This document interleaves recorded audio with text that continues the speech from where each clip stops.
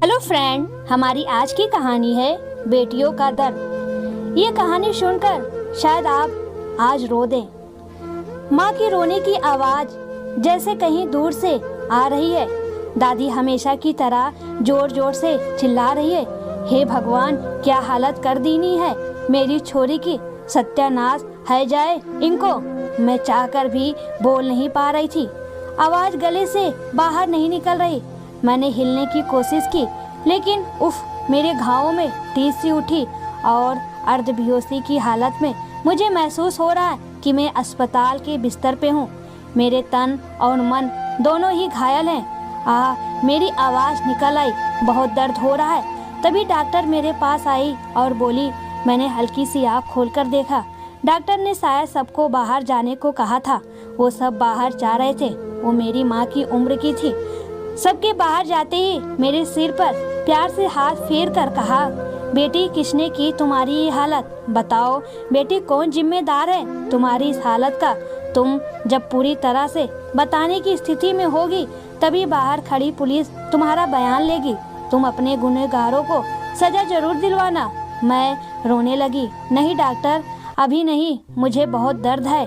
क्या बताती उन्हें? मैं खुद समझ नहीं पा रही थी कि मेरी इस हालत का जिम्मेदार कौन है। डॉक्टर बोली, कोई बात नहीं बेटी, तुम अभी कुछ नहीं बताना चाहती तो मैं तुमसे जबरदस्ती नहीं करूंगी, लेकिन तुमसे इतना जरूर कहूंगी कि बताने से तुम्हारे दिल का दर्द कुछ कम जरूर हो जाएगा। मैं तुम्हें दवा दे देती हूँ जिससे तुम्हारे घावों का दर्द कम हो जाएगा। डॉक्टर ने मुझे की दवा दी जिससे मुझे घावों का दर्द महसूस न हो, लेकिन मन के घावों का क्या करूं जो मुझे बचपन से ही दिए जा रहे हैं।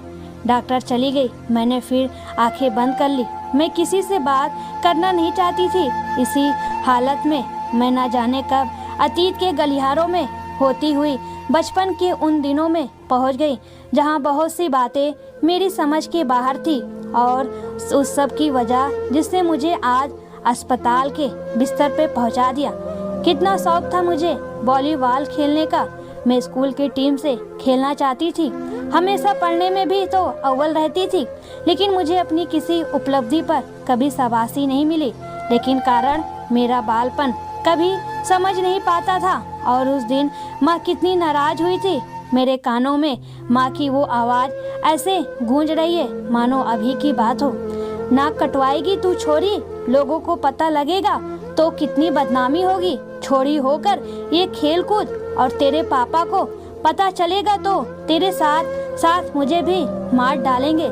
माँ अंदर कोठरी में ले जाकर मुझे डांट रही थी जिससे दादी को पता न लगे, वरना वो तो चिल्ला चिल्ला कर सारा घर सर पर उठा लेती।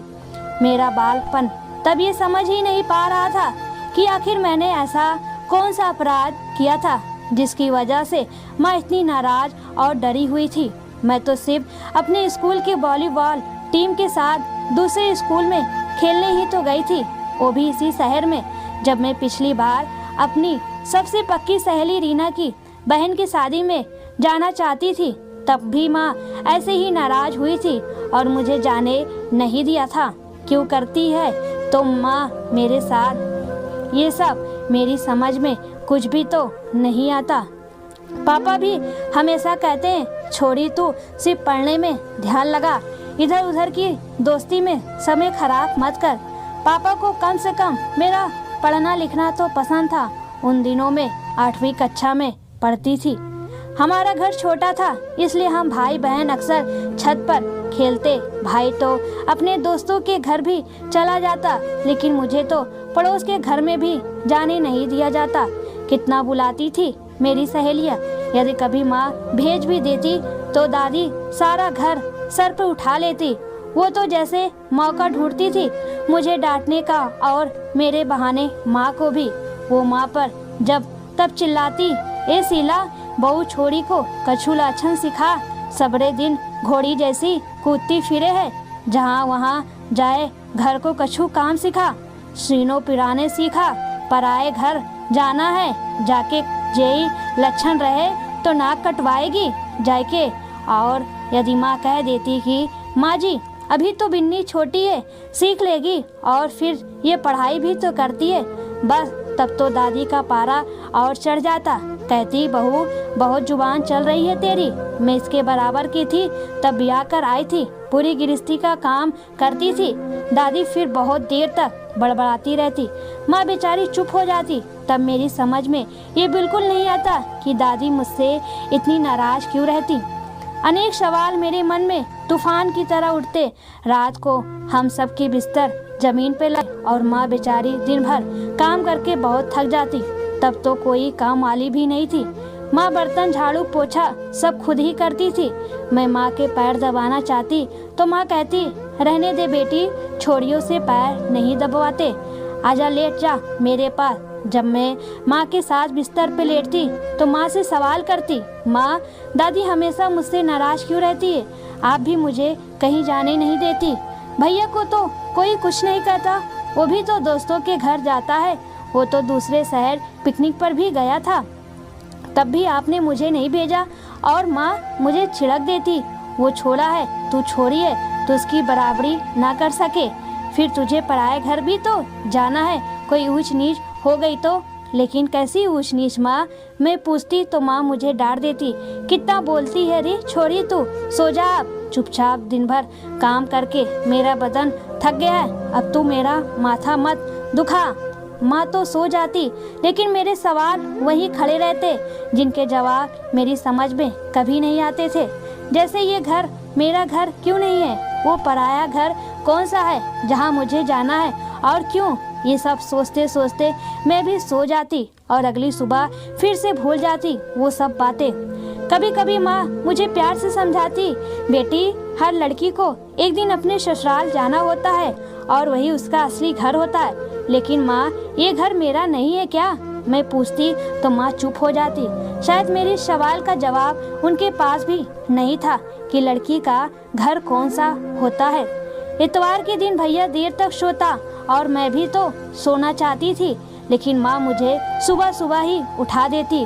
माँ सोने दो ना, मेरी भी तो छुट्टी है, भैया भी तो सो रहा है, मैं कहती। लेकिन माँ कुछ कह पाती उससे पहले दादी चिल्लाती, सासरे जाकर यही लाछन दिखाएगी, छोड़ बहू।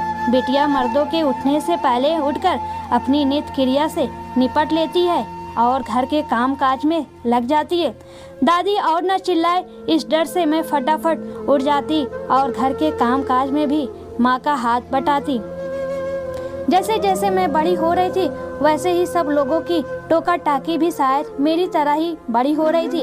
कभी दरवाजे पर खड़ी होकर अपने घर के सामने वाले घर में रह गई, अपनी हमरुम गुड्डों से बात करती तो भी दादी नाराज हो जाती। छत पर पढ़ने बैठे तो माँ चिल्लाती, छोरी नीचे आ, गर्मियों में छत पर शाम को हवा कितनी अच्छी लगती। लेकिन माँ कहती, कोई साथ जाए तभी जाना, अकेले छत पर मत बैठा कर। जिन लड़कों के बचपन से खेल रही थी उनसे अब बात भी कर लेती तो घर में तूफान आ जाता। हे भगवान, ये छोरी बदनाम हो गई तो कहीं मुंह दिखाने लायक नहीं रहेंगे, दादी चिल्लाती। तब मेरी समझ में ये बात नहीं आती थी कि बबलू, सोनू, बंटी के साथ तो मैं छुटपन से खेल रही हूँ, हम एक ही कक्षा में हैं, उससे पढ़ाई के विषय में ही तो बात कर रही थी, फिर बदनाम कैसे हो जाऊंगी। लेकिन कारण पूछने पर डांट के सिवा कुछ नहीं मिलता था। मैं अक्सर अकेले में खूब रोती, आखिर मैं वो सब क्यों नहीं कर सकती जो दिल मेरा करना चाहता है, जिसमें मुझे खुशी मिलती है। अब जब मैं बड़ी हुई तब समझ में आता है कि छोटे शहर में जहाँ सारा समाज एक ही जगह रहता है तो सबकी नज़रें एक दूसरे पर रहती थी। वहाँ बेटी को इज्जत के साथ अपने घर से विदा करना एक बड़ी जिम्मेदारी थी। मैं पढ़ने में अच्छी थी इसलिए पापा का झुकाव मेरी ओर था, लेकिन दादी, बाबा और माँ तीनों ही पुराने ख्यालात के थे। 12वीं की परीक्षा देते ही दादी ने फरमान सुना दिया कि छोरी अब आगे नहीं पढ़ेगी, अच्छा सा छोरा देकर इसी साल इसके हाथ पीले करने हैं। पापा ने विरोध किया, दादी को समझाने की कोशिश भी की कि माँ, छोरी का पढ़ने में मन लग रहा है, कम से कम बीए तो करा दें, अड़े वक्त में छोरी अपने पैरों पर तो खड़ी हो सकेगी, और फिर अभी इसकी उम्र भी तो छोटी है। दादी कुछ जवाब देती उससे पहले ही दादाजी चिल्लाने लगे, पढ़ा लिखा कर मास्टरानी बनवाओ का छोरी को, कमाई खाओगा छोरी की थू थू करवाएगा हम पर। फिर दादी बोली, काहे की छोटी उम्र अब की पूरे 17 साल की है, जाकी उम्र में तेरी बहोरिया माँ बन गई थी, भूल गए हो? पापा बेचारे क्या करते, चुप रह गए थे। मैं भी बहुत रोई थी उस दिन। माँ ने मुझे प्यार से समझाया, बेटी एक दिन तो हर लड़की को ससुराल जाना ही पड़ता है। छोड़ियाँ तो राजा महाराजा की भी नहीं रही मैके में, लड़कियों का असली घर तो ससुराल ही होता है। मेरे लिए लड़कों की खोज जोरों शोरों में शुरू हो चुकी थी। इसी बीच मेरा 12वीं का नतीजा आ गया था। मैं पूरे स्कूल में अव्वल थी। पापा बहुत खुश हुए थे। खुश तो माँ भी थी। यदि कोई खुश नहीं था तो वो मैं थी, क्योंकि मुझे अपने सपनों के टूटने का आभास हो रहा था। उसी साल मेरी शादी हो गई और मैं ससुराल आ गई। मेरा ससुराल बड़े शहर में है। अपना घर अपना शहर छोड़कर इस उम्मीद इस सपने के साथ कि ये तो मेरा घर होगा, आराम से आगे की पढ़ाई पूरी करूंगी, हर वो ख्वाहिश पूरी करूंगी जो मायके में पूरी नहीं हुई। कितना बड़ा और कितना सुंदर घर था। आधुनिक सुख सुविधा की हर एक चीज थी घर में, जो चीजें मैंने अपने मायके में नहीं देखी थी। रंगीन टीवी, फ्रिज, गाड़ियाँ। मन ही मन अपने भाग पर खुश थी। सास ससुर ननद देवर का भरा परिवार था। सब मुझे बहुत प्यार करते और पति तो मानव देवता हैं। सुमित उम्र में मुझसे 6 साल बड़े थे। बहुत ही समझदार और मृदुभाषी। कितना ख्याल रखते मेरा। कितनी खुश थी मैं अपने ससुराल में। मायके को तो जैसे भूल ही गई थी। जब पहली बार मायके गई और माँ को ससुराल के बारे में बताया तो माँ बहुत खुश हुई थी। अब तो दादी भी बड़े प्यार से बात कर रही थी मुझसे। मेरे गहने कपड़े बड़े चाव से देख देख कर खुश हो रही थी। फिर कुछ ही दिनों में ये आकर मुझे ले गए। मैं ससुराल आकर बहुत खुश थी। धीरे धीरे मैंने घर का काम काज संभाल लिया, पर मेरी खुशी ज्यादा दिन नहीं रह पाई। सबके चेहरों पर जैसे नकाब थे और वो 2 महीनों में ही उतरने लगे और सबके असली चेहरे नजर आने लगे। जो देवर इतना प्यार और इज्जत देने वाला लगा, वो तो बहुत ही बदतमीज और मुंह फट निकला। ननद एक नंबर की चुगलखोर बददिमाग थी और इनकी भी गुरु थी। सास उनकी जुबान बहुत ही कड़वी थी। ससुर मूक दर्शक थे और सास के हुक्म के गुलाम। बस किसी के चेहरे पर नकाब नहीं था तो वो थे मेरे पति, लेकिन वो इतने सीधे थे कि माँ के सामने जुबान नहीं खुलती। मुझे प्यार तो बहुत करते, मेरे साथ होने वाले अत्याचार का विरोध करने की हिम्मत उनमें नहीं थी। नौकरों की छुट्टी कर दी गई थी। फ्री की नौकरानी जो आ गई थी घर में। नई नई शादी थी। रात की नींद पूरी नहीं होती थी।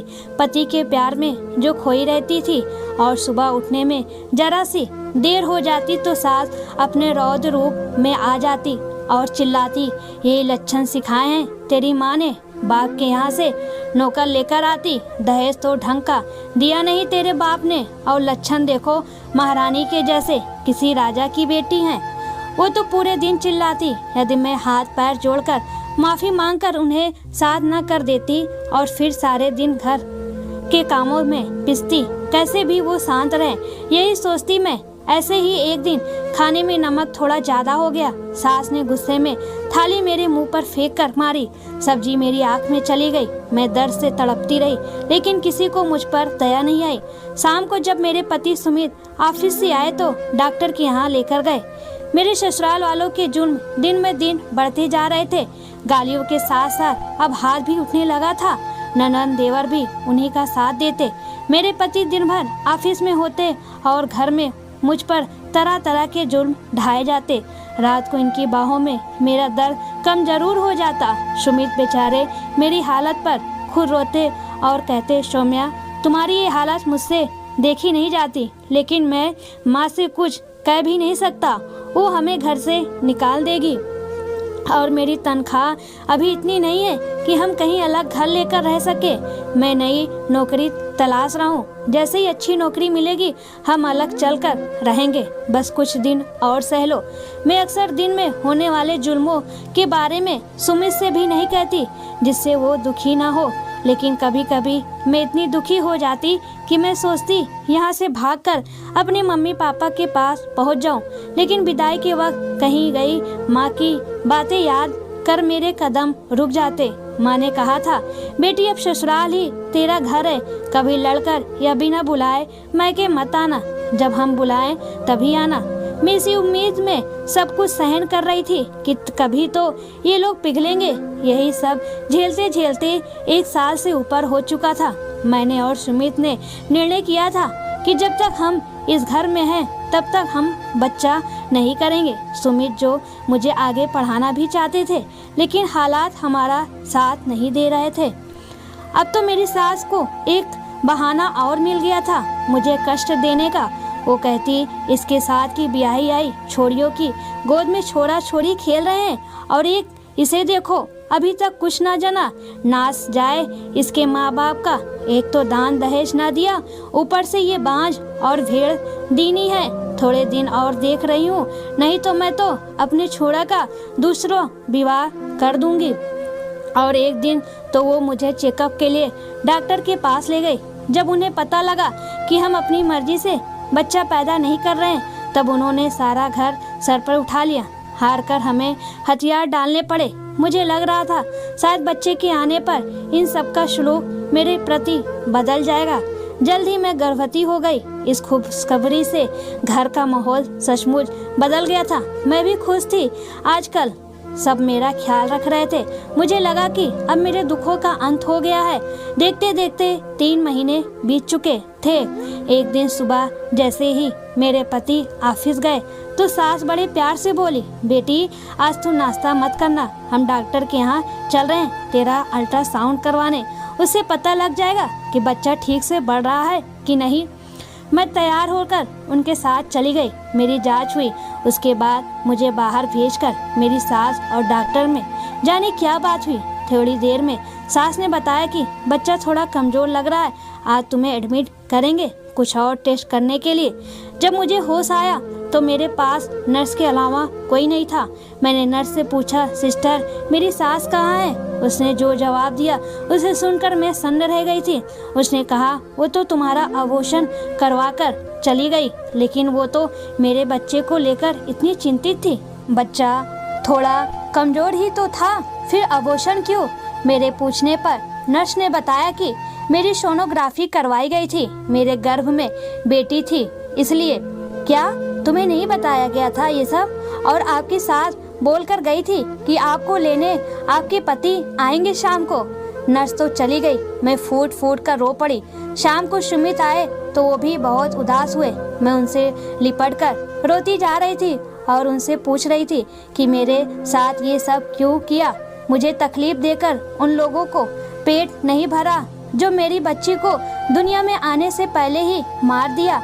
मेरे तन और मन दोनों ही लहूलुहान हो चुके थे। मैं मानो वो चिड़िया थी जिसके पंख काट दिए गए हो। ये मुझे जैसे तैसे घर लेकर गए। मैं एक जिंदा लाश बनकर रह गई थी। जब इन्होंने अपनी माँ से कहा कि उन्होंने मेरे साथ ऐसे क्यों किया, तो माँ जी ने बड़ी ही बेशर्मी से जवाब दिया, मुझे पोता चाहिए था। लेकिन माँ एक बार मुझसे पूछ तो लेती। जब इन्होंने कहा तो माँ जी चिल्लाने लगी, तेरे ही भले के लिए किया है ये सब, और तू क्या मेरा बाप लग रहा है जिससे पूछकर सब कुछ करूं? और पता नहीं क्या क्या चिल्लाती रही। उन्हें अपने किए पर जरा भी अफसोस नहीं था। सुमित ने अब डिसाइड किया कि हम जल्द ही ये घर छोड़ देंगे, लेकिन भगवान को शायद कुछ और ही मंजूर था। अभी इस सबको कुछ ही दिन हुए थे। हम चुपचाप अपने रहने का ठिकाना ढूंढ ही रहे थे कि एक दिन इनके ऑफिस में कुछ परेशानी हुई और सुमित की नौकरी चली गई। अब तो सास को एक और मौका मिल गया मुझे तकलीफ देने का। मुझ पर दबाव बनाया जाने लगा कि मैं अपने पापा से पैसे मांगूं सुमित का बिजनेस शुरू करने के लिए। मैंने उन लोगों को बहुत समझाया कि मेरे पापा इतना पैसा कहाँ से लाएंगे। पहले भी तो कई बार वो दे चुके हैं, लेकिन किसी ने मेरी एक ना सुनी। सुमित ने भी अपने माँ बाप को समझाने का भरसक प्रयास किया। उन्होंने कहा कि उन्हें जल्द ही दूसरी नौकरी मिल जाएगी, लेकिन माँ पर तो भूत सवार था। हार कर मैंने पापा को फ़ोन किया और जवाब वही था जिसकी मुझे उम्मीद थी। पापा ने इतने पैसों का इंतजाम ना कर पाने की असमर्थता व्यक्त की। आखिर क्या करते वो बेचारे, इतनी कम तनख्वाह थी और इतनी सारी जिम्मेदारियां जो थी उनके ऊपर। लेकिन सास को ये नागवार लगा और उन्होंने तरह तरह से मुझे प्रताड़ित करना शुरू कर दिया। मुझे अक्सर भूखा रखा जाता, सारे घर का काम करके यदि थक कर लेटना चाहती तो गालियां दी जाती। पति विरोध करते तो सास ससुर देवर उन पर भी हावी हो जाते। मैं दिन पर दिन कमजोर हो रही थी। सुमित बेचारे नौकरी पाने के लिए दर बदर भटक रहे थे। लेकिन कल रात सुमित कितने खुश थे, मुझसे बोले, सौम्या हमारे दुखों का अब अंत आ गया है, ये नौकरी मुझे ही मिलेगी। इंटरव्यू के 2 राउंड हो चुके हैं, कल ऑफर लेटर मिल जाएगा और अगले हफ्ते ज्वाइनिंग होगी। मेरा एक दोस्त वहाँ काम करता है, उसने बताया ये कंपनी कर्मचारियों को क्वार्टर भी देती है रहने के लिए। जल्दी हम ये घर और ये शहर छोड़कर चले जाएंगे।